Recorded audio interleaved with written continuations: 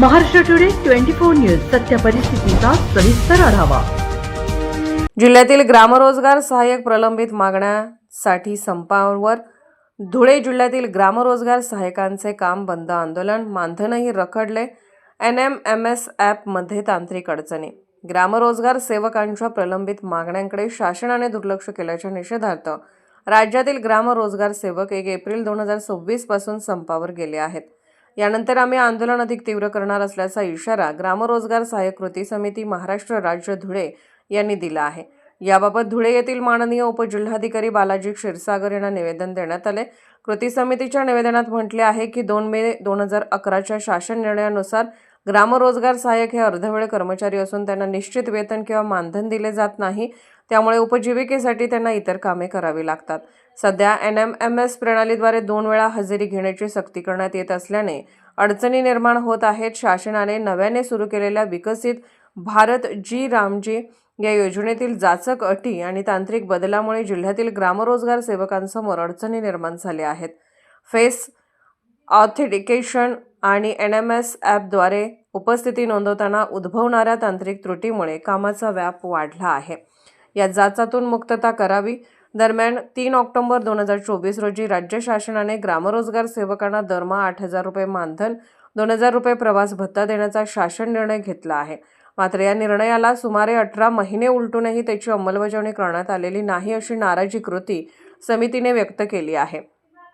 शासनाने 3 ऑक्टोबर 2024च्या शासन निर्णयाची तात्काळ अंमलबजावणी करावी, तसेच 2 मे 2011चा शासन निर्णय बदलून अर्धवेळऐवजी पूर्णवेळ सेवा लागू करावी, अशी प्रमुख मागणी कृती समितीने केली आहे।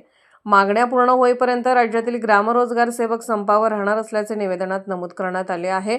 या निवेदनावर नानासाहेब पाटील, भिकन शिरसाट, समाधान धनगर, राजेंद्र अहिरे, प्रदीप पाटील, चंद्रकांत माळी, अरविंद बागले, प्रफुल्ल भामरे, शिवाजी माळी, विलास ठाकरे, योगेश बोरसे, हंसराज सोनवणे, आबा माळी, निर्मल कुमार आखाडे, दिलीप पाटील यांच्या स्वाक्षऱ्या आहेत। मानधन नको, नियमित पगार हवा, संरक्षण हवे, विविध प्रकारची कामे या ग्रामरोजगार सेवक करत असतात, मात्र त्यांना कामाच्या मोबदल्यात तुटपुंजे मानधन मिळते, तेही 5 महिन्यांपासून थकीत आहे।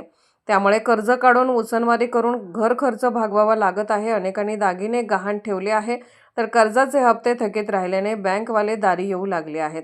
सर्व घराचे बजेट कोलमडले असून थकीत मानधन लवकरात लवकर द्यावे।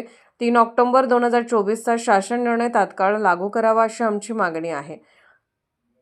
धुळे जिल्ह्यातील ग्रामरोजगार सेवकांना मानधन वेळेवर मिळावे यासाठी प्रशासनाने वारंवार पाठपुरावा केला आहे।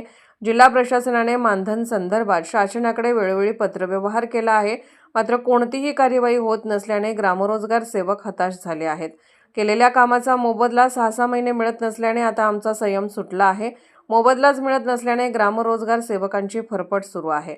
भिकन शिरसाट, सदस्य कृती समिती।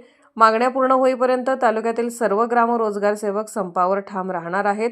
प्रशासनाने या मागण्यांकडे तातडीने लक्ष न दिल्यास येणाऱ्या काळात अधिक तीव्र आंदोलन छेडले जाईल, असा इशारा ग्रामरोजगार सेवक संघटनेच्या वतीने देण्यात आला आहे। महाराष्ट्र टुडे मराठीसाठी ब्युरो रिपोर्ट मुरलीधर माळी, सिंदखेड, धुळे।